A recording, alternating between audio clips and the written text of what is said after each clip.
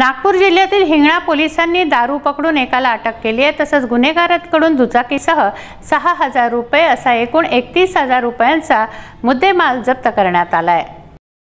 हिंगणा पोलिसांनी गुप्त माहितीच्या आधारे इंग्लिश दारूची तस्करी करणाऱ्या व्यक्तीला रंगेहात पकडलं।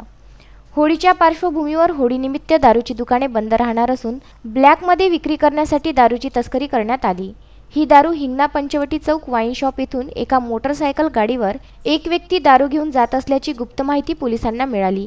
या आधारावर त्याची झडती घेतली असता इंग्लिश दारूच्या 40 निपा प्रत्येकी 180 ml किंमत 150 रुपये प्रमाणे 6,000, मोटरसायकल डिलक्स गाडी क्रमांक MH31EW 3130 गाडी किंमत 25,000 व दारू 6,000 असा एकूण 31,000 रुपयाचा मुद्देमाल जप्त करण्यात आला आहे। दारू तस्करी करणाऱ्याचं नाव 32 वर्षीय तुकाराम रामनाथ जयस्वाल असं आहे। महाराष्ट्र दारूबंदी कायदा कलम 65E अन्वय होत असल्याने त्याच्या विरोधात कारवाई करण्यात आली आहे।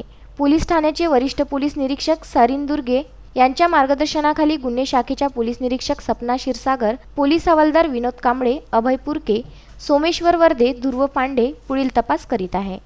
जितेंद्र उके, विदर्भ न्यूज, नागपूर।